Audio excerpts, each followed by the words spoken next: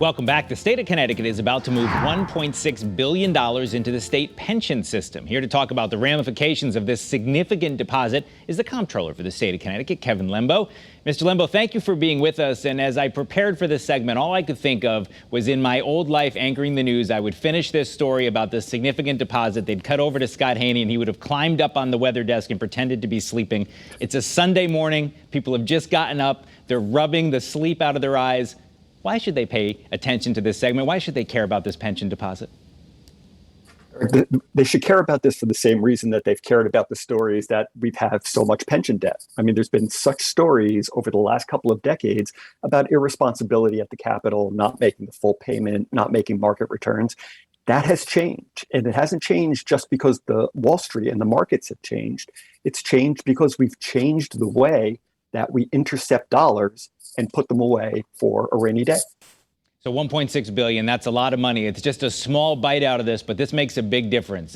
What is this going to do moving forward?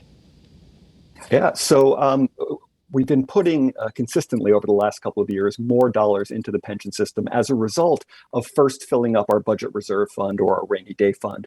We hold about $3 billion in that rainy day fund. It's about 15% of the state budget, and that's enough to carry us over the next downturn that may occur in the economy. And a downturn is always coming, right? You just don't know when it's coming.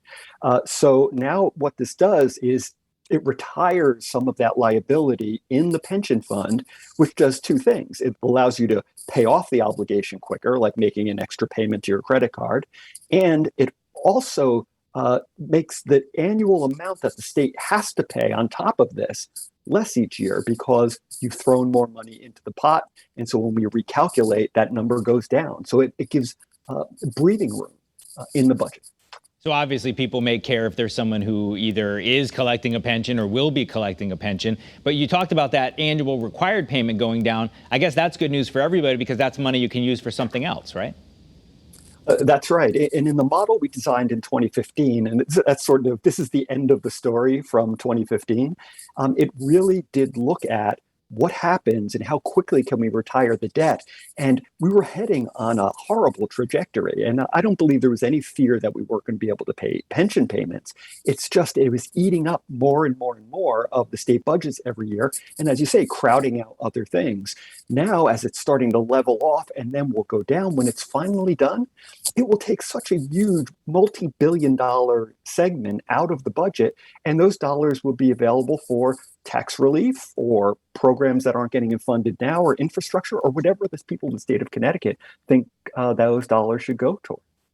So many people have, maybe bought a house. You used the credit card example earlier, but so many loan officers say to people when they apply for a mortgage, just make that one extra payment a year. And instead of 30 years, you're going to pay this thing off in, 28 and a half or something. Is that kind of what's happened here, but on a humongous scale?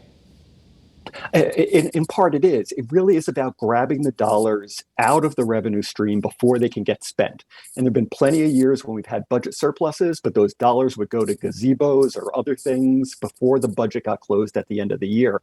Now, because of the model, we're grabbing those dollars when they perform above the average, and we're setting them aside before they can get spent on other things.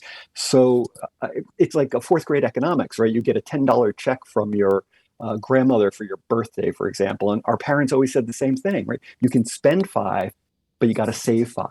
We got to be responsible and plan for the future. And we're well on our way. And I think Connecticut needs to be proud of the corner that we've turned here.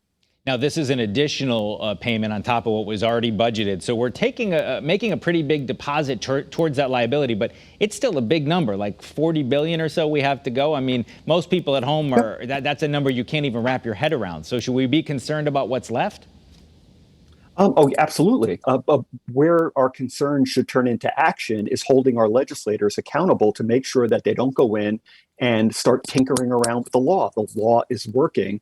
As long as they leave it alone, be the land of steady habits that we claim that we are, will be good. In this case, it happens to be a good habit instead of some of the bad habits that have been demonstrated. Now, you said earlier, just matter-of-factly, I mean, of course, we would always been able to make the payments, but, I mean, is that a guarantee? I mean, obviously, we're not going to say anything bad about the full faith and credit of the state of Connecticut, but geez, that's a big number. So does this make everyone feel more comfortable that if they are someone who's going to retire from the state of Connecticut, or they're a teacher who's going to have a teacher pension, that check's going to show up? Yeah, I mean, absent a catastrophic blowing up of the state of Connecticut, those checks go out, and states can't declare bankruptcy, right? We can't do like corporations do, or even some municipalities do, like just, oh, well, this is too much for us, so now we're going to just hit the reset button through bankruptcy and start again. That's not what we can do. It's not allowable under the law, so we would have to figure out a way to always make those pension payments. And when you look at the hierarchy of who gets paid, pensioners get paid pretty high up in the hierarchy. So I don't think there was a fear, and I certainly don't think there is a fear going forward. And just, we have about 30 seconds left. What is something people should watch maybe going forward? You talked about some of the doom and gloom stories. So what do you watch going forward for more good news? Look, we got to watch the markets. We got to watch what's going on in Washington. If they can't come to a deal on the debt ceiling and all of that, it sends reverberations through the economy that impact us. So everybody's got to get their act together. All right, Kevin Lembo, our state comptroller. I think we might have just done an interesting segment on unfunded pension liabilities. So congratulations to you. We might have gotten through it. I don't think we put anyone to sleep. Kevin Lembo, thanks for being with us on this Sunday morning. Good to see you. Coming up, they've been open since the 1940s, and they've never seen anything quite like what's happening now. But despite supply chain concerns getting toys to stores ahead of the holidays, two local longtime toy store owners say, don't worry. They'll tell us more. They'll give us a reality check from their perspective. It's our Sunday Spotlight, and it's next.